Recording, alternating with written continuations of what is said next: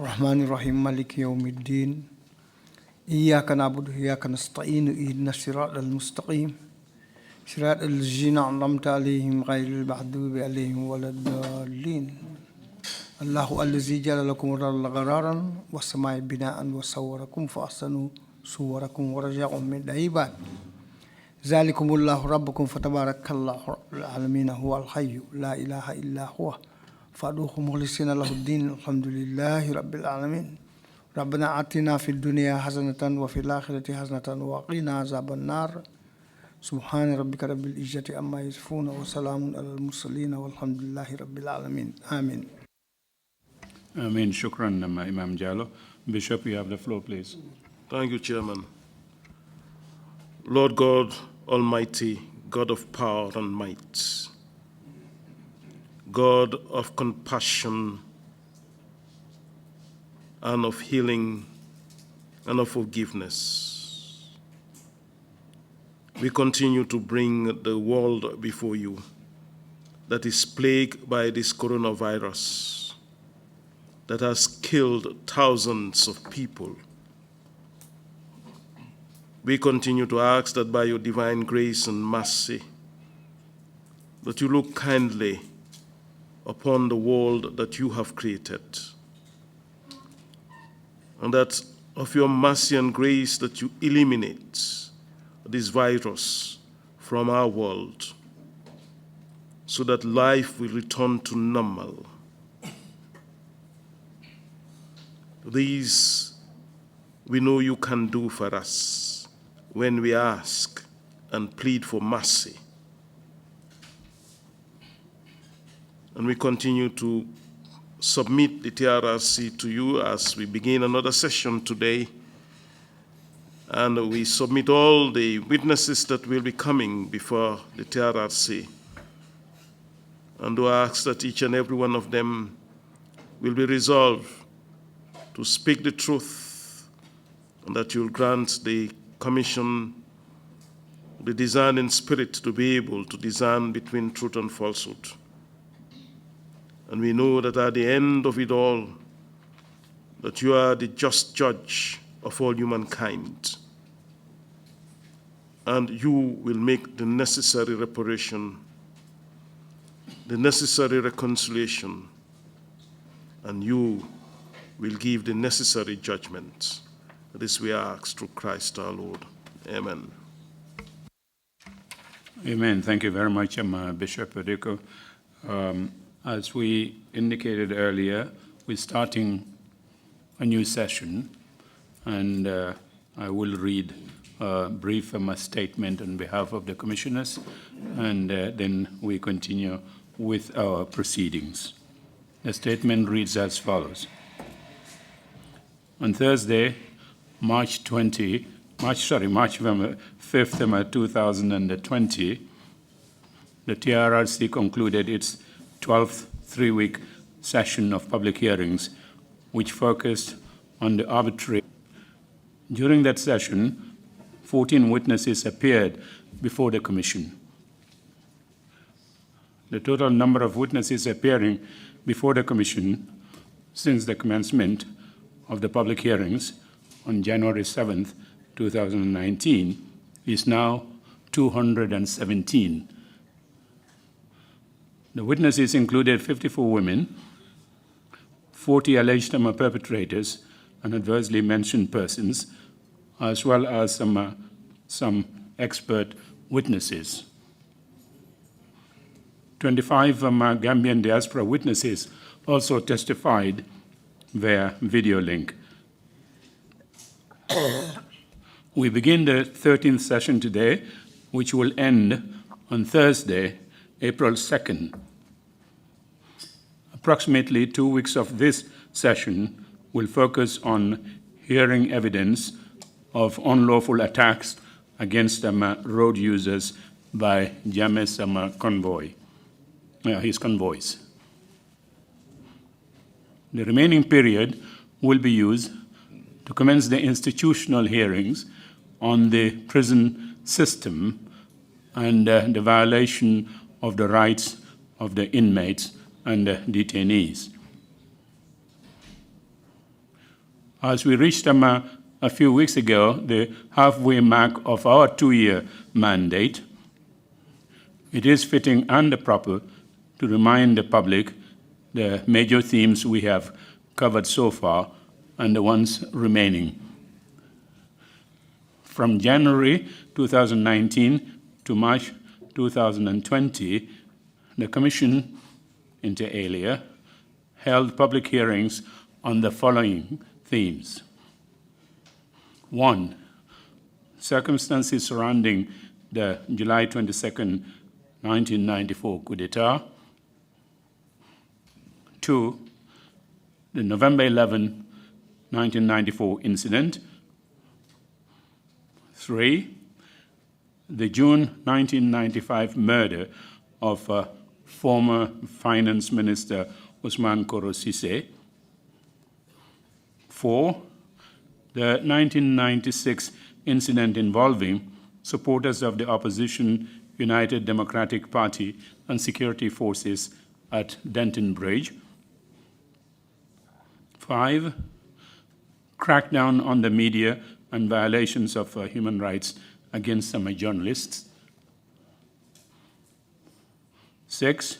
The unlawful killing of students during the April 2000 student demonstrations. 7. The violations and the rights abuses carried out by the junglers. 8.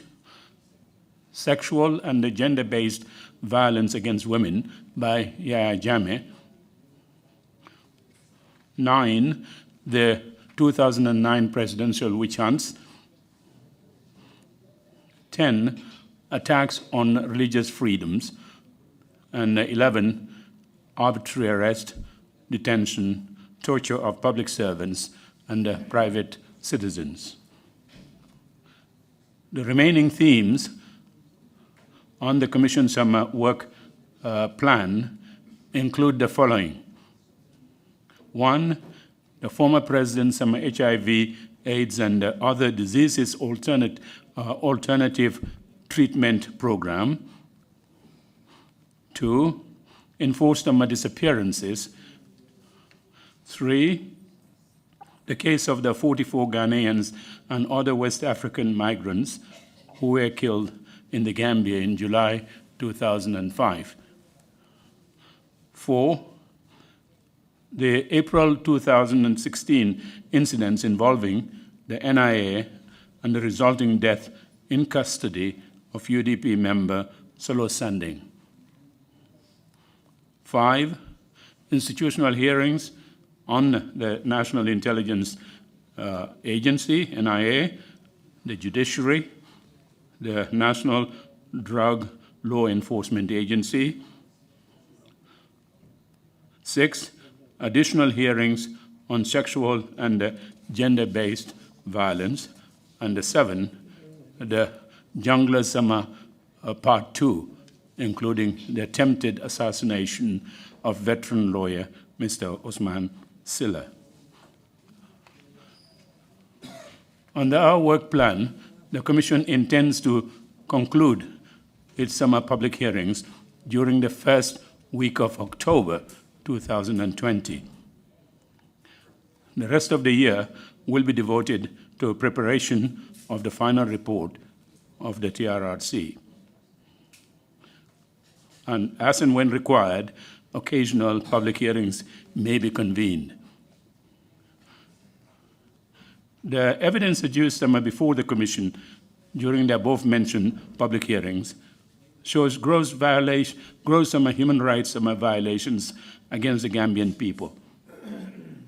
During the last session, we also heard the gruesome accounts of the decapitation and dismemberment of the bodies of detainees to be fed to crocodiles at Jammeh's residence in Kanilai. These wanton acts of barbarity defied all standards of human decency and constituted gross violations of rights of not just the victims, their families, but also those of all Gambians. Since the TRRC summer public hearings began, the conscience of the nation is being repeatedly shocked by the revelations of sheer brutality meted out to victims. The revelations have also sparked a serious national conversation on soul-searching that seeks to understand just how such acts of barbarity could happen in this country. As we journey further into this second and final year of our mandate, the Commission remains firmly committed to the pursuit of the truth without fear or favor, affection or ill will with regards to any individual or group of individuals. We remain committed to the cause of the victims, to the welfare of our nation, and to helping guarantee non-recurrence of the senseless violations and abuses that occurred in this country. It is in this spirit that the Commission wishes to further encourage all victims of human rights violations and all persons who have information that would be helpful to the Commission's work to please come forward and share their stories. While not every witness that gives a statement is guaranteed to testify in a public hearing, every statement received is a valuable addition to the historical record the Commission is mandated to establish. For the work of that we do hear at the TRRC, every voice matters. As usual, we crave the continued support and the blessings of the public. I thank you all. That's the end of the statement on behalf of the Commissioners. Counsel, are we ready with this morning's witness? If so, please proceed. Good morning, Mr. Chairman, Commissioners, and members of the audience. We are ready to proceed, and may I ask the usher to bring in the witness, please. But, Mr. Chair, whilst that is being done, something came up during the weekend which requires a bit of clarification on my part. As you may recall, Mr. Chair, I paid a visit to Imam Toure of Gunjur, and a photograph of me, him, and one of his ustazes is put on social media with the suggestion that I went to Mr. Toure to apologize to him, I don't know for what. For the first time, perhaps it behoves me to clarify and to make the public understand actually what happened. I state quite clearly and categorically that I did not go to Imam Toure to apologize to him for anything. In fact, I have no reason to apologize to Imam Toure or to any imam or to any person who appears before the TRRC, because every individual witness who appeared here had been treated properly and with utmost respect, despite what some people may want to believe. So I had no reason to apologize to Imam Toure for anything whatsoever. That was not the purpose of my visit to the Imam. All our Imams are treated with the same respect as we would treat any Gambian who appears before the Commission. It does not matter whether one is an Imam or one is a laborer. We treat them all equally and with the same measure of respect as human beings. When I went to the Imam, it was for some other reason important to the work of the Commission, and in the fullness of time, the reasons of my visit would become well known to all those who are interested in the work of the Commission. So to just finally and completely, without doubt, clear this suggestion that I went to this Imam to apologize, no, that is not true. That did not happen. Thank you, Mr. Chair. Thank you, Counsel, for that clarification. If you went out there You didn't go on your in your personal capacity. You were a member of our team that went out there, and the team certainly would not have instructed you to go and apologize to anybody. If that is to be done, we would discuss it and then find a way of getting that. But thank you for the clarification. You may now proceed with the witness. Thank you very much, Mr. Chair. Where is Mr. Kambi? Could you kindly swear in the witness? Mr. Kambi, maybe you are sorting out the issue of language. Could you clarify with the witness in which language he would wish to speak, and then we sort out the issue of the interpretation?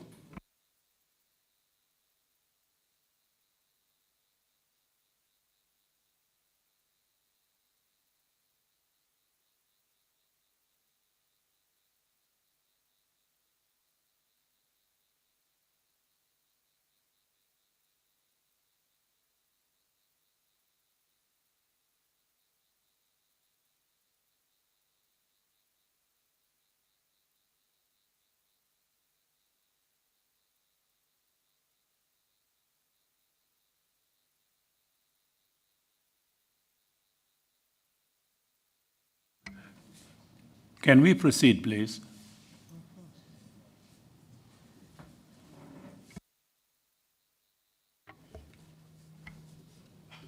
I, Musa Sallah. Man Musa Sallah. Man Musa Sallah. Do swear that. Mange watne. Mange wadne. I'll speak the truth. Dina wax diga. Dinaa wax dëgga. The whole truth. Diga bi yépp. Dëgga bi yépp. And nothing but the truth. Duma fi wax leneen lu dul diga. Duma fi wax leneen lu xam ne ni du nekk dëgga. So help me God. Kon Yàlla dimbali ma. Yal na ma Yàlla jàppale.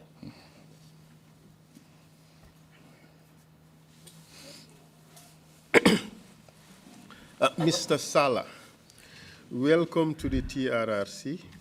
Mr. Sallah, ñu ngi la dalal fii ci TRRC. In this hearing, we propose to discuss 3 or 4 important issues with you. Ci jotaay bi nag fas yéene nañ fee waxtaanee ñett ba ci ñeneenti mbir ak yow mi di joxe sa seede bi. First is to establish your identity and biographical information. Bu njëkk bi nag mooy pour ñu xam yow yaay kan. The second is to deal with an incident that happened in Omorto, where you were shot together with a person called Pamane, who later died out of his injuries. Beneen bi nag dinañ waxtaanee xew-xew bi nga xam ne moo amoon ca Omorto nga xam ne feteloon nañ la yow yaag sa beneen morom bu ñoo wax Pamane nga xam ne sa gannaaw gi moom ñàkk na bakkanam. We would also add a new issue to it, that is your interaction with the junglers at around 2007 onwards. Dinañ ci boole tamit li nga xam ne moo la jokkale ak ñi ñoo wax junglers yi tem xewoon ci atum 2007 ak lu ko weesu. And the fourth would be when your taxi was hit by one of the vehicles of the Jame convoy. ñenenteel bi nag mooy sa taxi bi jamono ji nga xamee ne moto yi nga xam ne ñoo di ànd ak Jammeh daloon nañ ci sa kaw taxi boobu noonu. That event took place during the first official visit of Macky Sall out of Senegal to the Gambia. loolu nag mu ngi xewoon jamono ji nga xam ne mooy njëlbeeni yoon Macky Sall bu Sénégal ñëwoon fii ci biir réewi Gambia. And finally, we would deal with an encounter you had with Esa Baji called Jesus sometime after 2011 when he butt struck you with a pistol. bi ci mujj nag mooy li nga xam ne xewoon na sa diggante ak Esa Baji mu di Jesus atum 2011 jamono ji nga xamee ne nag dóor na la ak boppi fetel. Are you ready to proceed with in this conversation? ndax pare nga nag pour eggali joxe sa seede. Wow. Yes. What are your full names? wax ñu naka nga tudd ak naka nga sant. Musa Sallah. Mr. Sallah, you have to allow 3 seconds between your speech and that of the interpreter so that the statements would not overlap. Sallah buñ la joxe sa laajte ba pare da nga xaar ñu làppatoo ko nga dal di dal lu tollu ci ñetti seconde nga door a tontu laajte bi. Mr. Sallah, are you known by any other name? Do you have an alias? Mr. Sallah ndax am na beneen tur boo xam ne moom lañ la xamee di la ko faral di ooyee. Wow. Yes. What is it? Ban tur la. Gore. Naka. Gore Island. Gore Island. Wow. Yes. Sometimes you are also called Gore. Gore, yeah. Léegi-léegi ñu ooyee la Gore du noonu la. What's your date and place of birth? Kañ nga juddu ak fan nga juddoo. 14 November 1974. Pakaliba.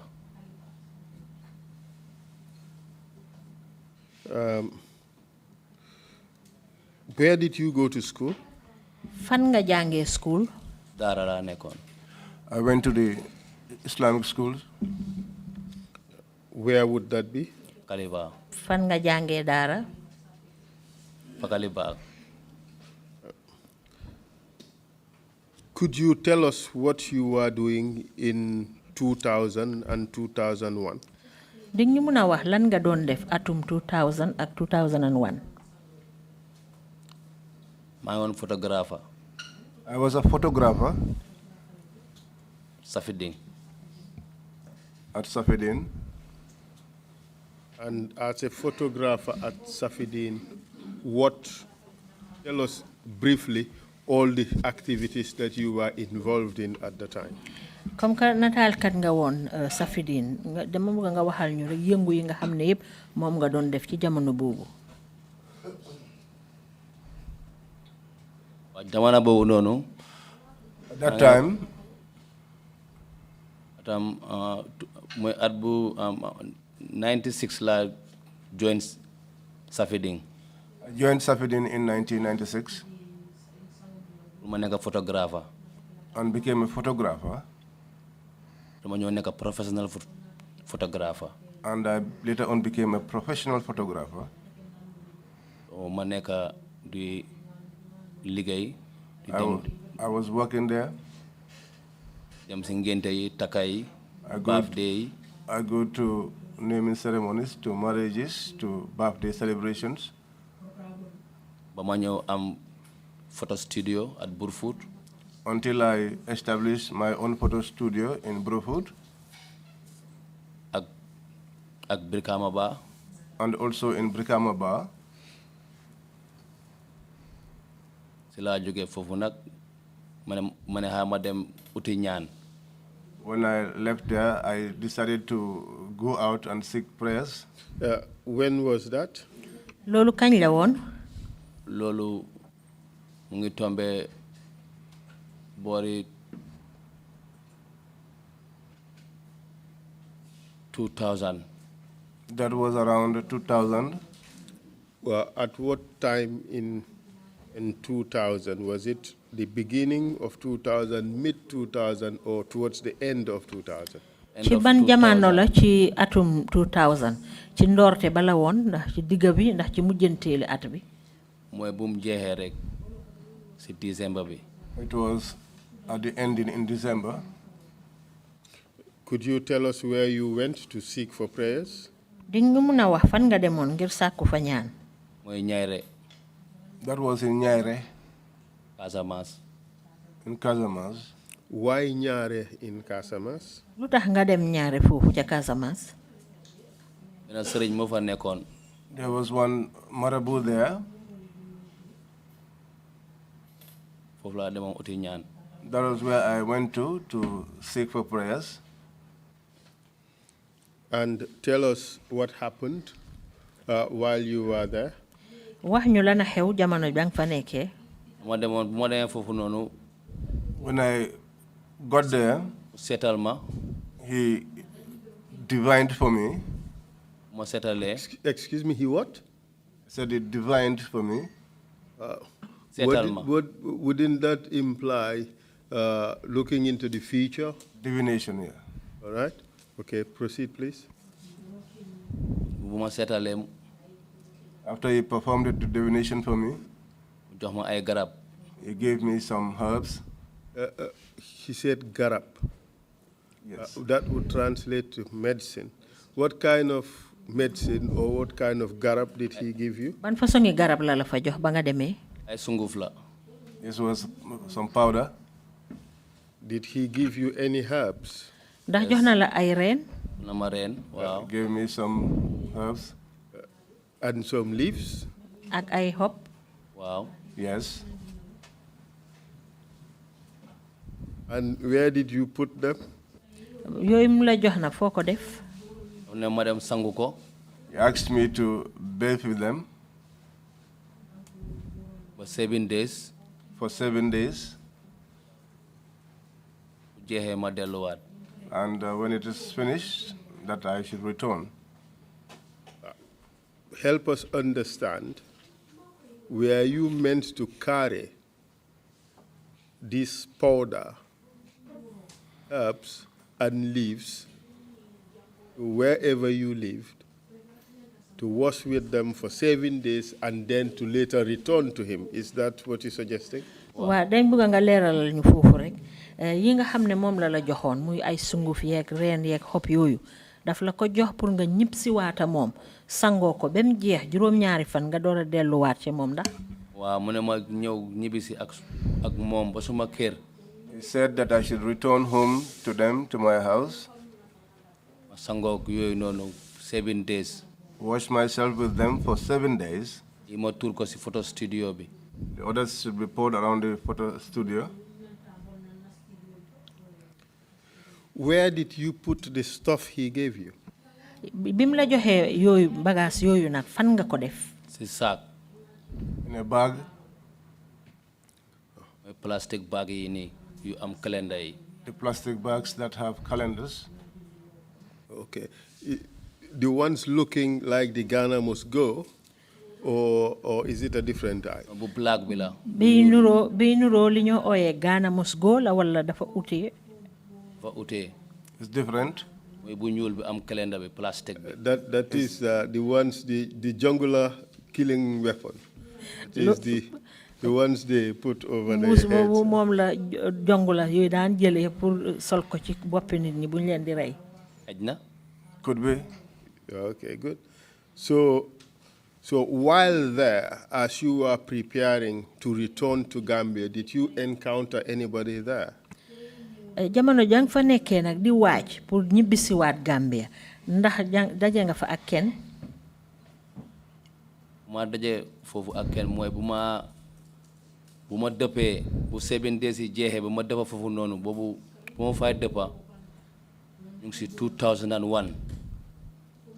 My meeting with someone was during my return, after the ending of the initial first 7 days and my return. That was in 2001. So you went for the first time. Yes. He gave you all this stuff. Yes. You came back to the Combos, and you used what he gave you. Yeah. So you returned again in end of January. End of January, yeah. Dafa mel ni yow ba nga fa demee bam la joxee bagage yooyu yëpp da nga ñibbisi waat Kombo bi nga jëfoo nag bem jeex ni mu la ko waxee ci nga delluwaat loolu nag mu ngi dajee ak njeexteeg January. Wow. Yes. So tell us what happened while you were there the second time. Léegi wax ñu nag lana xew ba nga fa delluwaatee ñaareelu yoon bi. Bu ma fa delluwaatee. When I returned, ma ne ko yàgg na da ñëwuma dafa nekkoon dama amoon ay tolof tuuti. I said to him, it's been a while and I did not return back. It was because I had some difficulties. Dama bëgg nga yokkalaat ma tuuti sa ñaan bi. I want you to add for me a little bit of the prayers. Did he also look into the future again for you? Ndax ba nga delluwaatee noonu defal seetalaat na la. Waaw mu ne ma naa la jox benn fas. He said, naa la jox benn fas mooy ndee fas buumi red and yellow, red and white and black buumi yooyu fas yi. He said he would give me a string which was having red and white colorings.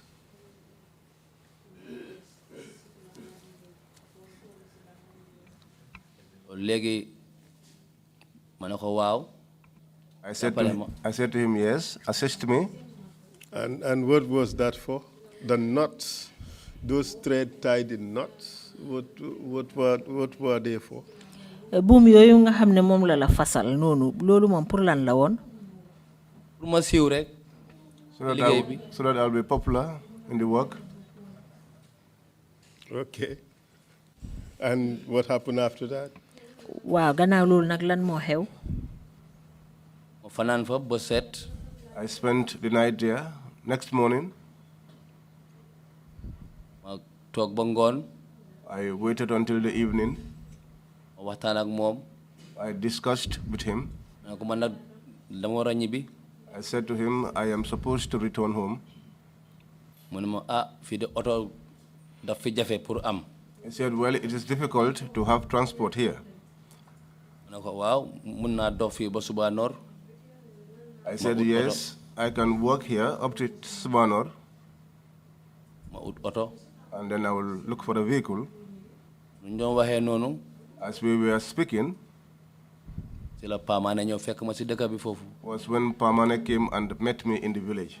Did you know this Pamane before? Ndax xamoon nga Pamane mi balaa loolu.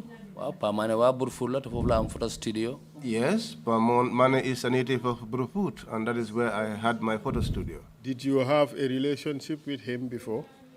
Ndax am na benn jokkoo boo am ak moom balaa loolu. Waaw daf dee ñëw ànd ak doomam bi su ñëwee ma snap ko nataal ko. Yes, he usually came along with his child, and I used to photograph them. So you were familiar with this person? Bon dafa mel ni miinante nga ak moom. Waaw. Yes. Okay. So tell us what happened when he found you at the village. Léegi wax ñu lan a xew nag bam la fekkee foofu. Bu mu ñëwee fekk ma ci dëkk bi Ñaayre. When he came and met me in the village, Nyayre, mooy ci ngoon. that was in the evening. Ma ne ko kii ka la Pamane mu ne ma waaw. And I said, who is this, Pamane? And he said to me, yes. Ma ne ko yow kon yaa ngi fii nii mu ne ma waaw dama ñëw mission. I said to him, behold, you are here. And he said to me, yes, I came on a mission. Nu ma yow nag ma ne ko bilaa ci paa bi laa ñëwoon man tamit. And he asked me, what about you? I said, well, I also came to this old man. Nu ma soo léegi nag yow naka la. So he said to me, now, how is it? Ma ne ko man de rek su nekkoon ne am naa time léegi laa ñibbi. I said to him, for me, if at all I have the time, I would go home now. Mu ne ma man de suba laay dem ci suba.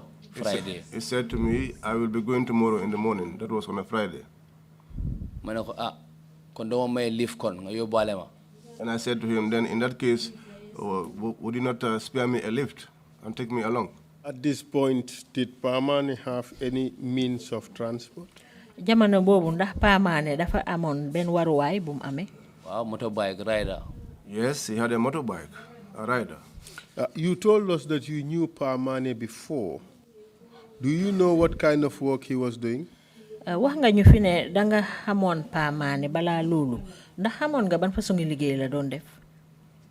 Well ma xamee ma ko loolu because man kay lu ma ko xamee mooy ne daf dee jënd ay xar. What I know him for was buying of sheep and rearing.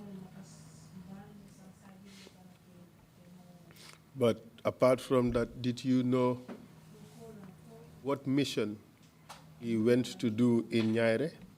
Gannaaw loolu nag ndax yow xamoon nga lan mooy yoonam foofu lu mu uti woon Ñaayre. Well waxuma ko. He didn't tell me. Okay. So after he told you that he was leaving in the morning, on the Friday morning, what happened? Gannaaw bu mu la waxee na nag moom ca ëllëg sa àjjuma ci suba laa ñibbi lan a xew. Ma ne ko sooy dem nga yóbbaale ma su nekkee mu nga maa yóbbaale. I said to him, when leaving, take me along if you can. And then? Mu ne ma fajar lay doon. He said to me, it's going to be early morning. Ma ne ko okay, no problem. I said, okay, no problem. Si fajar mu ñëw jël si ma. Early morning, he came and picked me up. Ñu dem. And we left. So bu ñu demee ba Umorto. When we went till Omorto, foofu la Johnson bi nekk. That is where you have the junction. bii dafa dem Siliti. One goes to Siliti. bii dem Juboro. This other one goes to Jiboro. bii dem Umorto. And the other one goes to Umorto. And Umorto, in which country it is? Umorto moom ban réew la nekk? Gambia. Gambia. Proceed, please. So buñ toonee si Johnson bi. When we took a turn by the junction, ñu dem yooni Umorto bi. we took the road to Umorto. So buñ jëlee yooni Umorto bi di dem Umorto. When we took that route, going to Umorto, ñun fuñ toon noonu gisuma checkpoint. where we took a turn, I did not see any checkpoint. gisuma loo xam ne mun naa wax ne fii nit mu ngi fi. And I did not also see any sign which will indicate that there was someone around. ñu wane gannaaw di dem moom mu ngi dawal. We gave our back going, and he was riding. laa dégg ay fetel. That was when I heard gunshot. Did you hear any warning shot? Ndax balaa nga dégg bali fetel boobu am na benn bal boo xam ne waajalee nañ leen ko. déedéet. No. dénku leen. déedéet. Did you hear anybody issuing any orders for you to stop? Ndax déggoon ngeen kenn ku leen waxoon ne ngeen taxaw? déedéet wallahi. No, to gisuma God. kenn. I didn't see anyone. Okay. The first shots you heard, or the first shot, was it just one shot, or was it a succession of shots? Bal bi nga dégg ñu soxi ko benn bal rek la wala ay bal yu teglande la? bali kay bu muy ñëw comme puso. bali ñu doon ñëw ñu doon romba si suma noppa yi. The shots were coming in succession. They were passing over my ears and over my side and around my sides. Would you say it was sustained gunfire? Mun nga wax ne bal la yoo xam ne dañ ko saxaloon rek di continuer rek di soxi. Wow. Yes. And for how long did you continue to hear these gunshots? Bal yooyu nga continuer woon di dégg rek nag moom ci ban àpp la tollu woon? ñaata waxtu la jël? bali nag gaaw na lool. The shots were quick. lu ma mën a fàttaliku daal mooy bal bu ma laal. The only thing I can remember was the bullet that hit me. Between the first bullet or gunshot that you heard and the time you were hit, could you give us an indication how far you had ridden on that motorcycle? Diggante bi nga déggee bal bu njëkk bi biñ ko soxi ak jamono ji nga xamee ne beneen bal bi mu ngi doon ñëw ndax di ñu mun a wax fan nga tollu woon ci motorcycle bi diggante ñaar yooyu foo ci tollu woon? Did you ride for 100 meters, 50 meters, 30, 20 or 10? Dawoon nga lu tollu ci téeméeri mital juróom fukka fanweer wala fukki meetar?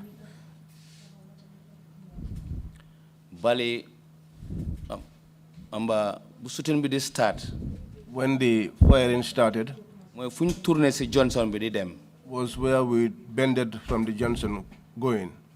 ko mun naa ko estimate comme like fii ba si kaw tali bi. I can estimate from here up to the highway. comme bu doon bàyyi lu muy daw. ba si kaw tali bi. That is the distance la covered. firing bi start. That is the distance covered. sorry ne ko dañoo tourné rek gars yi suut déedéet dañoo tourné jël jël suñu yoon ba pare di dem comme fii ba si kaw tali bi si la gars yi commencé suut. The firing did not start instantly when we took the bend. We took the bend and we traveled a distance which I can estimate from here to the highway when the shooting started.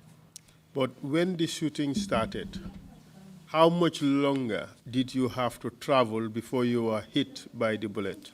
Waa bi fetel yooyu buñ ko commencé di soxi nag yow ban diir nga ngeen daw ci seen motorcycle boobu balaa leen bal bi di dal? sori na nag. It's a long distance. fu ñu bal bi laale ak fu ñu daanu dafa sori. Where the bullet hit us and where we fell is Okay. Tell us what happened after you heard the first gunshot. wax ñu bi nga njëkkee dégg bal yi ñu soxi ko lan moo xew. ma wax Pa ne pour mu taxaw. I told Pa to stop. mu ne ma ñii ay rebelle lañ. He said to me, these are rebels. Rebels from where? Do you know? ndax xam nga rebelle yooyu fuñ bàyyee ko. ma ne ko yenn façon rebelle mu ne ma nañ dem. I asked him what kind of rebels, and he said to me, let's go. time boobu gaa yaa ngee sut. At that time, they Maa ngi were wax ak shooting moom. while we were talking. bu ma bal bi laalee si laa ko wax ne bal bi laal na ma. But when I was hit, was when I told him that I was hit. How did you react when you were hit by the gun, by the bullet? bala bal ba laalee nag yow noo def.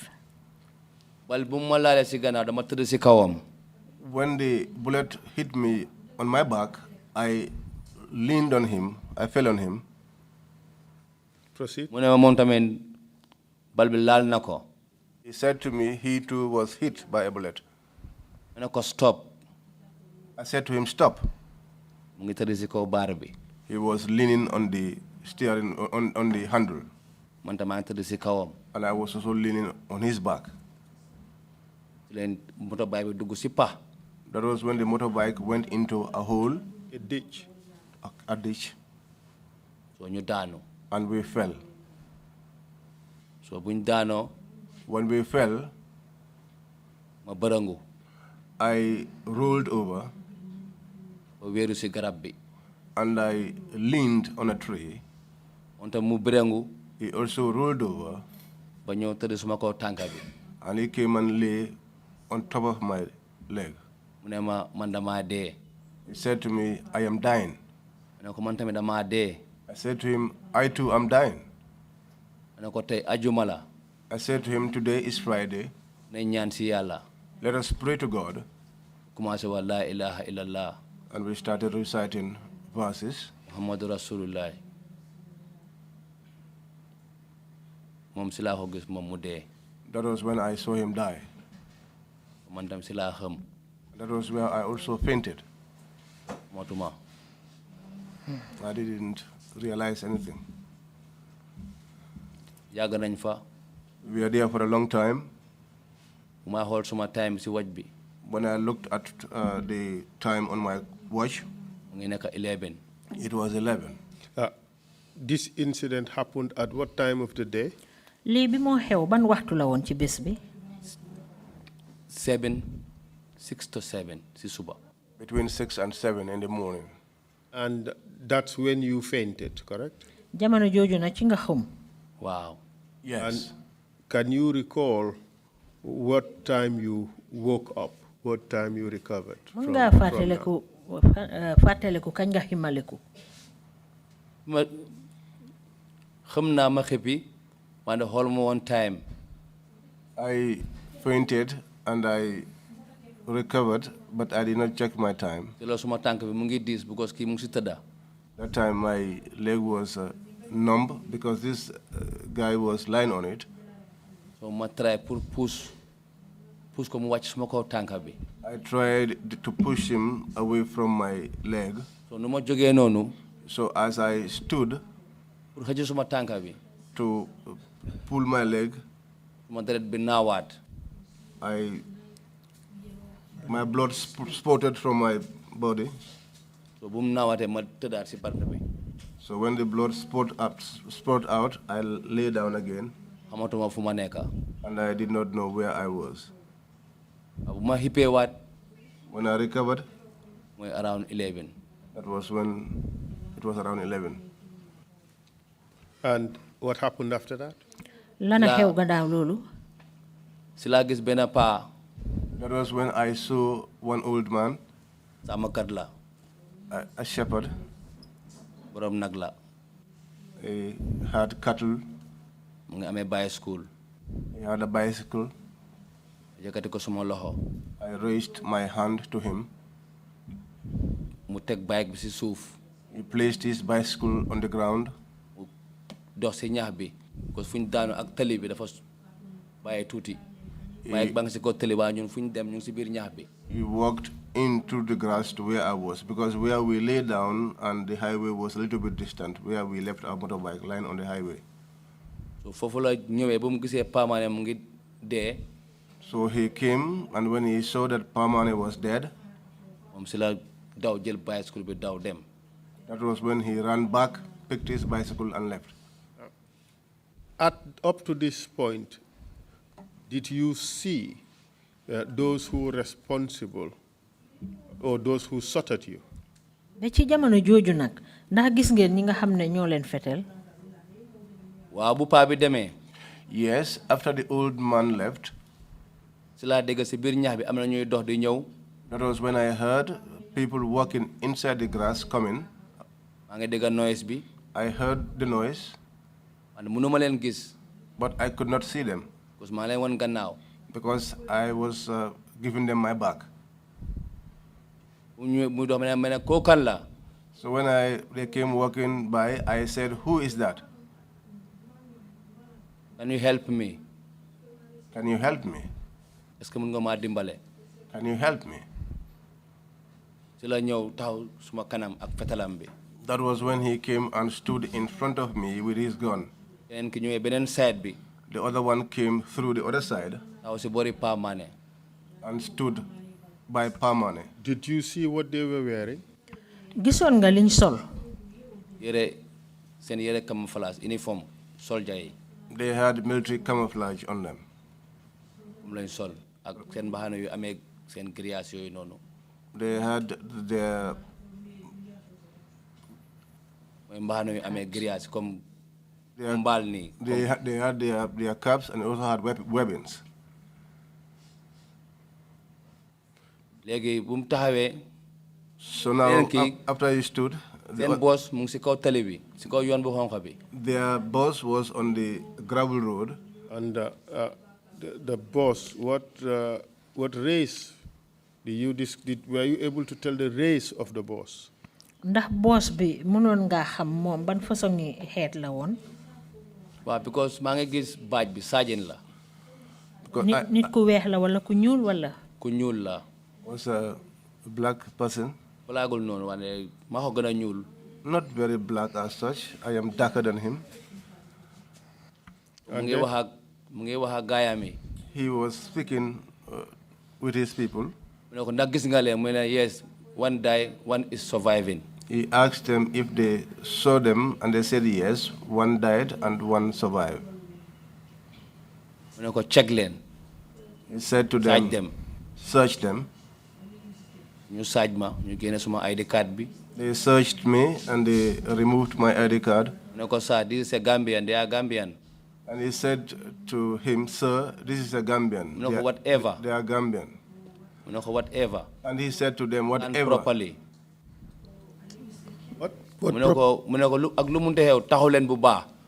He said to them, "Whatever. Stand properly." And check them very well. You did not go to, you did not attend modern schooling in Gambia. Well, perhaps I should rephrase that. You did not attend English school. You attended Arabic school. Wow. Jangulo school Angale, school Arab mom nga janga. Wow. Are you able to speak English or you able to remember those conversations? Danga muna lak Angale ndax danga muna dégg Angale ci liñ doon wax nonu. What they said, I was listening to. Janguma Angale. I was not literate in English. But God has given me a little bit of it. So in a sense, you understand the language? Yes. Wow. Yes. And the conversations you are telling us is what you understood and what you can recall from what happened. Ci waxtaan yooyu nga xam ne ñoom lañ doon wax seen diggante ñoomi neen ci nga mun a xamee li nga xam ne moo doon xew. Wow. Yes. So the words you are telling us are not necessarily exactly what they said. Mel ni nga ko waxee nii nekkul ne xëj na ñoom noonu sax lañ ko doon waxee. Waa xëj na tamit waaye dama dee déglu. It could be, but I was listening. Okay, proceed please. Eggalil. So bu mu waxee loolu boosam. After he said that to his boss, boss am mu ne ko ku deewul saaj ko lu mu amee yëpp nga génne ko si yaramam bi. the boss said to him, the one that is not dead, search him, whatever he has in him, bring it out. génne suma wallet bi. He took out my wallet, génne suma montur bi. took off my watch, génne suma chain mu ne ko suma baat bi. also took off the chain I had on my neck. Made out of what? chain bi moom chain necklace? lan la woon. 925 la silver. Yeah. All right. Proceed, please. mu ko génnee mu yeneen ki saaj paamaane. After he removed all these things, the other one searched Pamane, mu génne bumper bagam bi.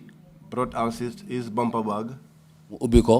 He opened it, gis fa xaalis maa ngi gis xaalis waaye xaw ma ñaata la. saw money in there. I saw the money, but I did not know how much it was. In which currency? xaalis si fan la woon. dalasi. Okay, proceed, please. mu jël bag bi téye ko. He took the bag and held on to it. mu toon ko. He turned it. mu seet jaketam bi si poosami. Oh, he turned him. He turned Pamane. Yes, and checked his jacket, the pockets, ak poosi gannaawam bi. and also the back pockets. am na lu mu fa génne xaw ma lan la. There was something he brought out. I'm not sure what it was. mu téye ko. He held it. And what happened after that? lu xew gannaaw loolu. ñu nekk fa ak ñoom. I was there with them ba ma ko wax ne ko saa. until I said to him, sir, soo ma dimbale o ngeen jekkali ma. assist me or just finish me off. mu ne ma you are lucky. He said to me, you are lucky. People are Gambian. Otherwise, I will finish you. When I couldn't finish me, I said to him then, finish me or you help me. or you help me. Did he finish you? Obviously not. Doesn't finish me. Did he help you? ndax dimbale na la. Dimbal na man dafa yéex. He assisted me, but he was slow. Bu ma gisee oto bi ñëw pick up bi di ñëw. When I saw the pickup coming, ma ne xëy na bii moo ñu jël si. I said, this could be the one coming to take us away. Si la pick up bi ñëw. The pickup came. eb ñu si pick up bi. We were boarded on the pickup. Si gannaaw ñu tëral mo si gannaaw. I was laid at the back. Tëral Pamane si gannaaw. Pamane too. ñoom ñaari soldats yi ñoo jël rider bi. The two soldiers, they took the rider dem ak moom. and they left with it. So bu ñëwee ba Siliti. So when we came up till Siliti, mooy Juboro si border bi. that is at Jiboro by the border, ci police station bi. at the police station, yóbbu ñu si gannaaw. they took us behind. ñu dugg si biir. We went inside bàyyi ñu foofu noonu. and they left us there. ñu ngi fa about 30 minutes. We were there for about 30 minutes. su ma ko kii rek waxee ko amoon time. I was just, maa ngi xool waste time bi. I'm just estimating because I did not have time, but I'm just trying to estimate the time wasted. si leen seen benn tubaab ñëw xaw ma italien la xaw ma turki la. That was when one of their white one. yeah, their European colleague came. I'm not sure whether he was an Italian or a Turkish. fàtte naa tur bi wax maa ngi teewoon tubaab ne ñoom seen tur bi dafa xaw a naxadi moom moo train gars yi jongo la si. I cannot recall his name because his name is difficult to pronounce, but he was the one who trained the junglers. Did you give that name to the investigators? ñi doon def gëstu yi nga doon waxal ca njëlbeen ndax joxoon nga leen tur bi. foog naa wax naa leen ko de. I think I told them if I have not forgotten. Are you familiar with the name Francis? Francis, yes. And what's the last name? Fatna so name. I forgot the surname. Caso?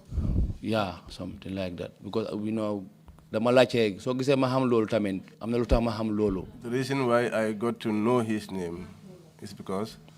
Tell us. So kooku bu mu ñëwee fekk ma si pick-up bi maa ngi tëdda. When he came and found me lying inside that pickup, mu jël loxoom bi baaraamam bi. he took his finger, dugal ko suma biir pax yi and inserted it into the hole created by the bullet. so mu laal ko nii ba mu laal suma yax bi He touched it like this until he touched my bone. tell you are wounding me. And I said to him, "You are wounding me." Say, he told me you are a lucky child. No, me, I'm not a lucky child. Me, I'm a dead child.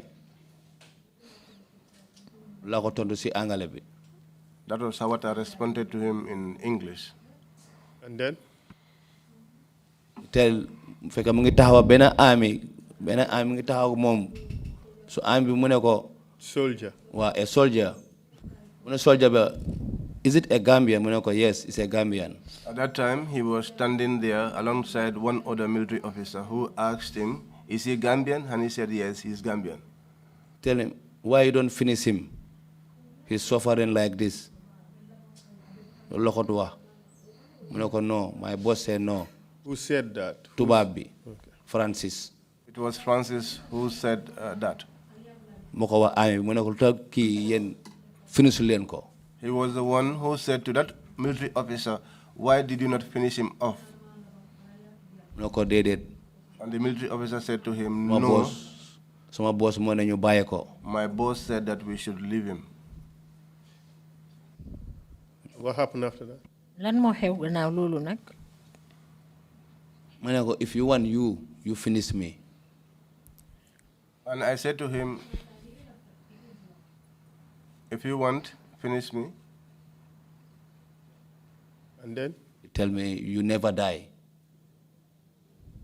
He said that, or did he say that? He said that.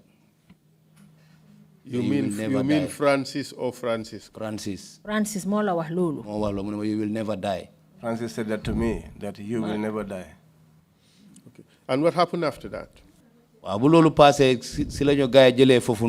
After that, we were taken to Brikama. For 30 minutes. There also, we spent 30 minutes. In the way I estimated. Throughout this period, were you given any first aid? Did it? No. Okay. And then what happened after that? 30 minutes in Birkama, what happened after that?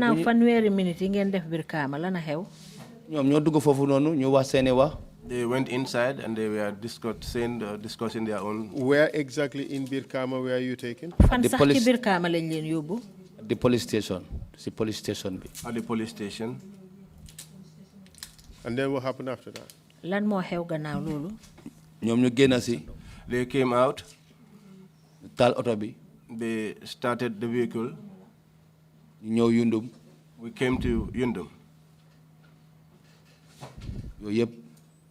All that while, I was looking. I was crying. I was bleeding in the vehicle. The road was bad. It was bumpy. When we got to Yundum, they stopped there also. They went inside. They discussed. The police came out. They looked at me. Oh, sorry. And they said, "Oh, sorry. Where are you from?" Tell him Talending. And I told them Talending. Oh, sorry. And then what happened after that? They came again. Continue. And we continued. So before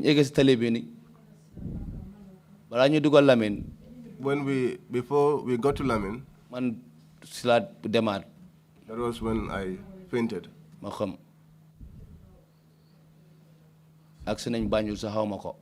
We got to Banjul and I wasn't aware. It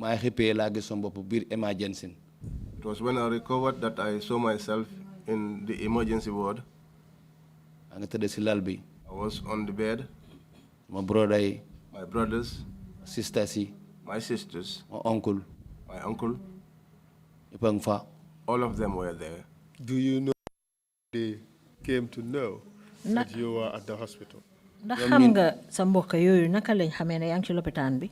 ñoom ñu ne dañoo dégg ne am na ñuy sut. They said that they heard that there were people who were shot. Pare moom tur bu ñu dégg mooy Gore. And that the name they heard was Gore. ak Pamane. And Pamane. ñoom si la ñëw si lopitaan ñu confirm ne loolu dëgg la. That was when they came to the hospital to confirm if that was true. So ñu nekk fa.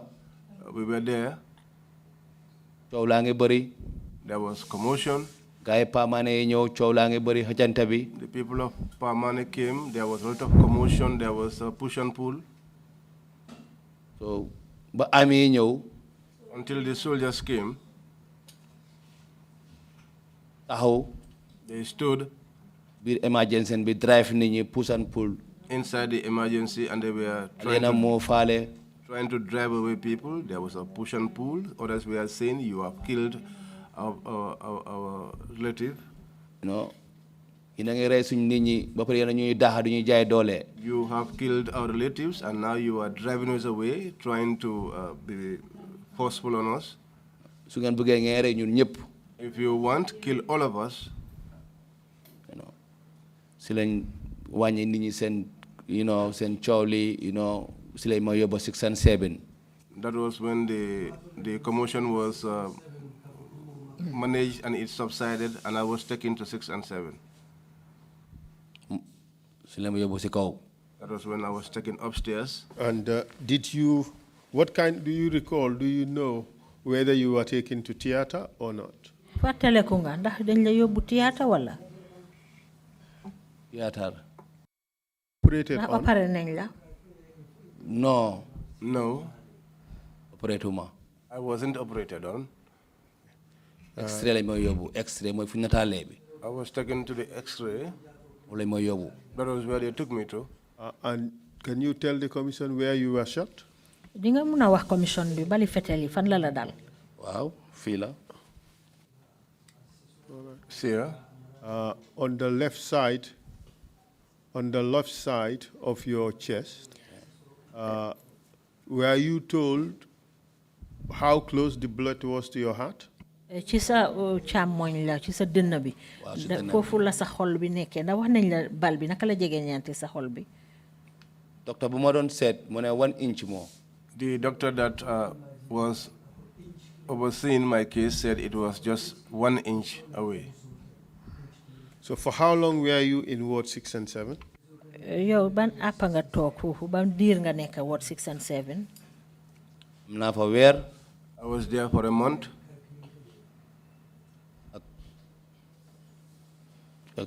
ak ñetti semaine. And 3 weeks. 21 days. Yeah. And what happened after that? lana xew nag gannaaw loolu. After ñu ma release. When I was released. fekk ñu ma bàyyi woon benn police. They left me with one police officer. What was the police officer to do with you? police bi moom ñu bàyyee woon la lu mu doon war a defa yow. kooku dafa nekkoon pour di ma garder. He was supposed to guard me. Do you know why? xam nga lu tax mu la doon garder. after si man si la ma waxal moom police bi moom si boppam. After he spoke to me. mu ne ma soo gisee ma nekk fii. And he said me, the reason for my being here to save sa life. is to save your life. kooku tey mu ngi Sukuta police station is an inspector. That police officer today is at the Sukuta police station as an inspector.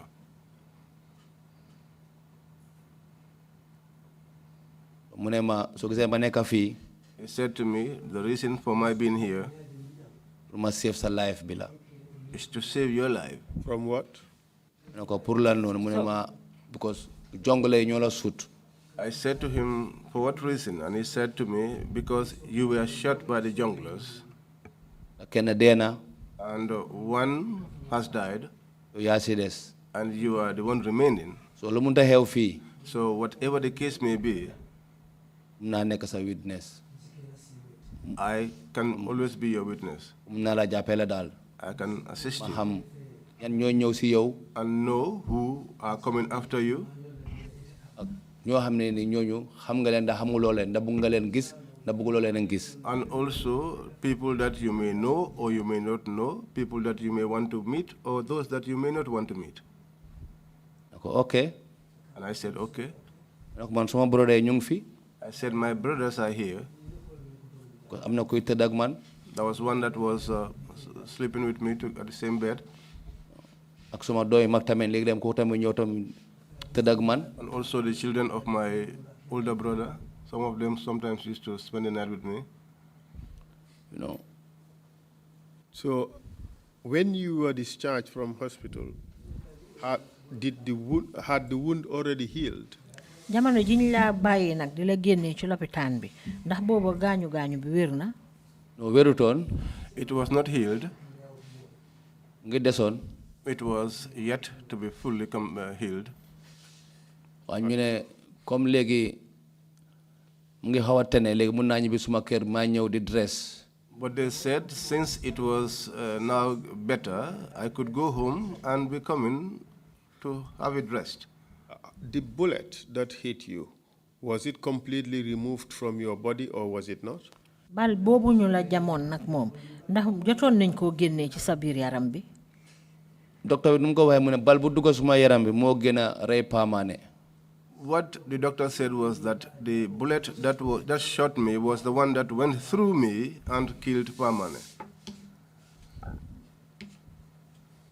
So, after you were released, after you were discharged from the hospital, were you free to go home? gannaaw buñ la bàyyee nag génnee la ci lopitaan bi ndax bàyyi nañ la na pour nga ñibbi sa kër. bàyyiwuñ ma de. I was not released. What happened? lu xew. balaa ñu ma bàyyi si lopitaan bi. Before I was released from the hospital,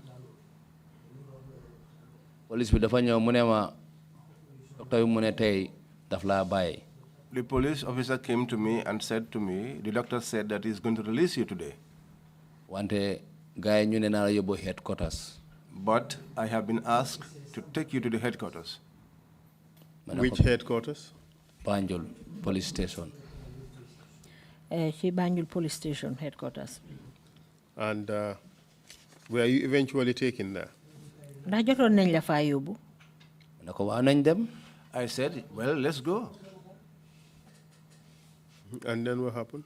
wàcca si suuf. We came down the stairs.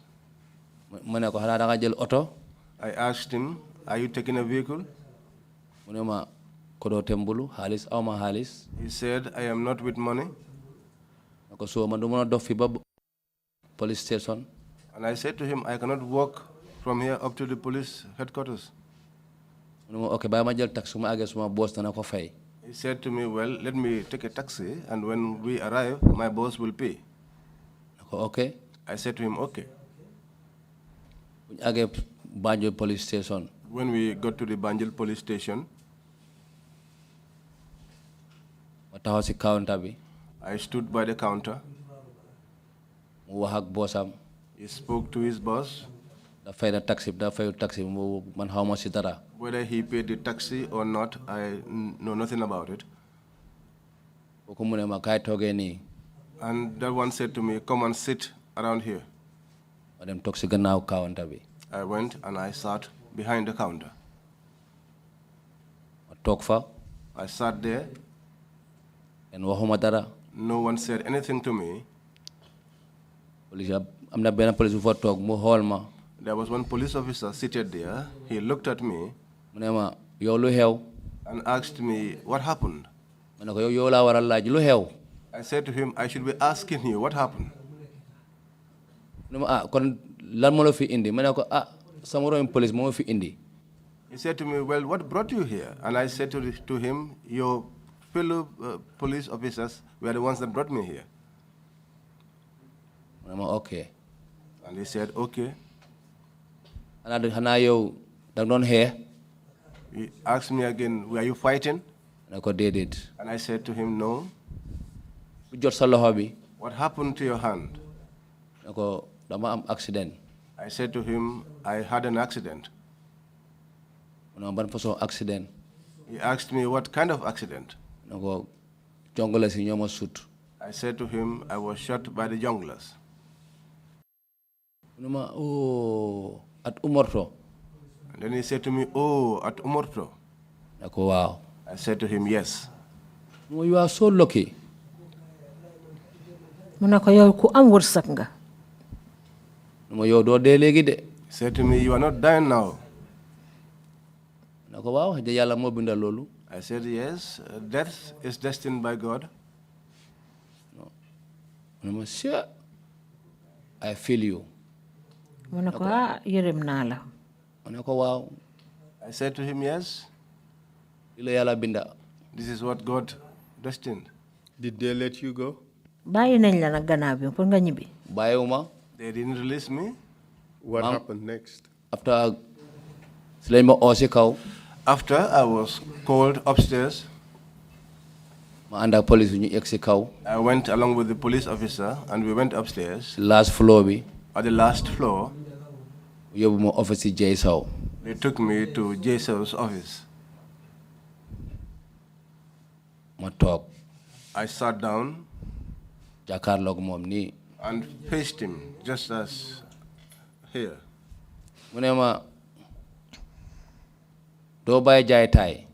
He said to me, why wouldn't you stop selling cannabis? I said to him, I did not sell cannabis. Thai means drugs. Thai includes cannabis, it includes other drugs. Thank you, sir. I said to him, I do not sell drugs. AK-47 He said to me, are you aware that you were shot by an AK-47? And you did not die? He took his pistol from inside the drawer and placed it on top of the table. He said to me, if you do not stop selling drugs. I said to him, I do not sell drugs. I will finish you. He said to me, I will finish you. I said, I don't afraid. Ragaluma. And I said to him, I am not afraid. I said, what hit me like this is even more powerful than this. And if you take this one and use it on me also, I am not afraid. You will not make me accept something. Was this the first interview you had after you arrived at the place? Banga ege police nak jotaay bi nga am nonu ak Jeso ndax moy jël beni jotaay bo xamne am nga ko fa ak ken buma joge ci Jeso when I left from Jeso NIA ñoma jël ci I was picked up by the NIA. The question is, was that the first interview you had with the police officers at the police station? ndax bobu moy ñël beni waxtaan bo xamne séxa nga ko ak police ci police station bi fofu moy suma force that was the first bir Banjul inside Banjul.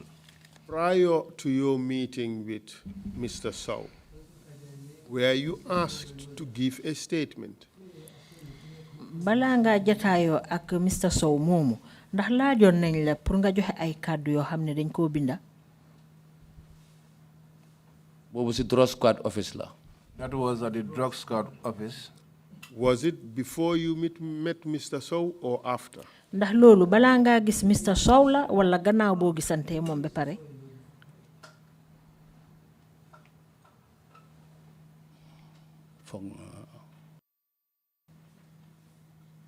dama yóbbu ci Jeso. I was taken to Jeso. wax ak man. He spoke to me. Comme bu ne suma bayol mbiri jaay tay bi. And he was saying if I did not stop selling drugs. bu ñu waxee foofu ba pare ci la génn mu yóbbu ma ci drug squad yi. And after we finished that discussion, that was when I was taken to the drug squad. ma dem ci drug squad bi ñu toog. I went to the drug squad and we sat down. am na ku fa toog seen boss la xawma turam. There was someone seated down there. I'm not sure whether it was their boss or wax booyam bi ne. And he told his subordinates that jëlal kii statement am. Take his statement. ma toog kooku jël suma statement. I sat down and that individual took down my statement. wax ko lu xew. I told him what happened. Accident bi demee. How the accident happened. Was it accident or shooting? Shoot bi waaw. Accident la wala fetel bi ñu leen jam. Fetel bi. The shooting. mu ne ma seen boss bi mu ne ma xam nga ne koo àndal kooku jaaykati taay la.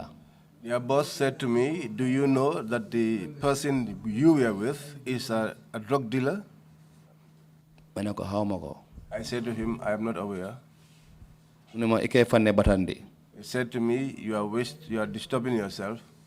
You're wasting your time, I guess. Yeah. Proceed.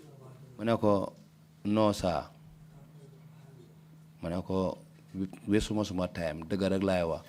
mu ne ma nga wax dëgg bi waxuloo dëgg bi ñun suñ paree mun nañ laa tëj. He said to me, I said to him, I'm not wasting my time. And he said to me, whether you speak the truth or not, when we are done with you, we will lock you up. ma ne ko waaw. I said to him, yes. ko yéen a nga am doole waaye yàlla tamit yàlla mu ngi am doole. I said to him, you have the power, but God too has power. mu ne ma it's better. He said to me, it is better. nga wax ne. You say that. Pamane moom taay bi. That Pamane was the one who owned the drugs. ma ne ko déedéet ban taay. I said to him, no. What drugs? mu ne ma yow gisuloo taay bi ma ne ko gisuma taay. He said to me, did you not see the drugs? And I said to him, no, I did not see the drugs. ne ko ana taay bi. I said to him, where is the drug? Because you amuloo man problem. You don't have a problem with me. Man maa ngi am problem ak soldaar yi. I have a problem with the soldiers. And they are junglers. Who are junglers? ñooñu nga war a laaj. Those are the people you are supposed to ask. luñ ma jàppee. How they arrested me. luñ ma fekkee. Or what they found me with. waaw yow demaloo laaj ñooñu. But you have not gone to ask those people. nga ñëw di ma laaj. And you are coming here to ask me. loo xam ne gisuma ko. Something that I have not seen. teguma ko bët. I have not set my eyes on it. su nekkoon ne saag bu ma gis si gannaaw bike bi sax gis naa ko fii. If I told the bag which I saw behind the motorcycle, if I had seen it here, mun naa la wax ne bag bii la. I can say to you, this is the bag. gisuma bag. But I have not seen the bag. dama wax taay rek te gisuma taay. And you cannot just simply tell me drugs, and I have not seen any drugs.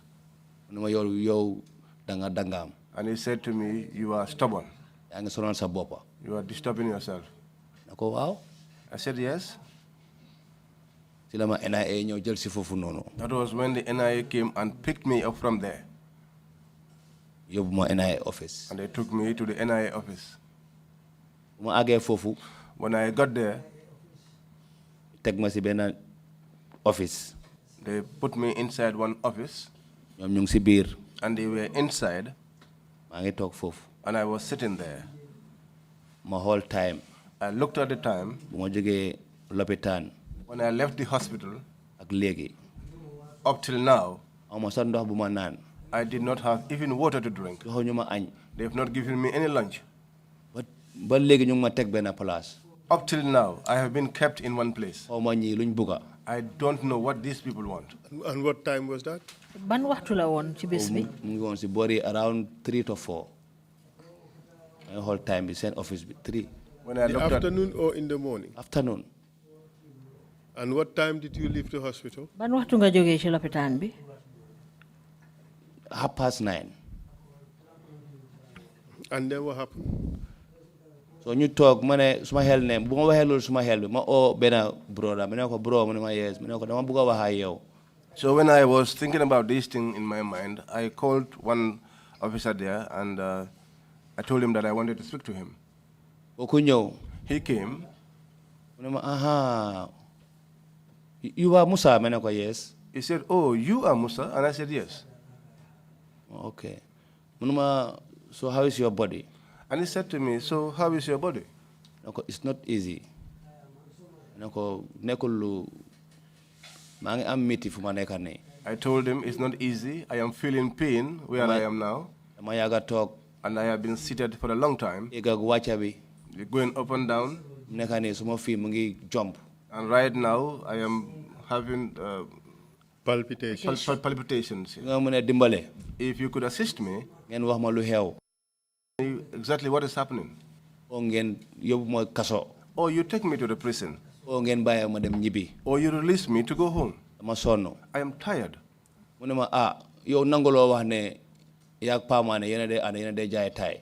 He said to me, well, you have not accepted to say that you and Pamani are usually the ones that went around selling drugs. I said to him, well, that, if you say that, you will be mistaken. Because you, what happened was not in your presence. You cannot simply say drugs, drugs, drugs, when you have not gone to the soldiers to ask them about those drugs. I said to him, where are the drugs? Go to the soldiers and ask them about the drugs. They took the motorcycle. They took the motorbike. They have the bag. Let them bring the bag so that you could see what is inside it. But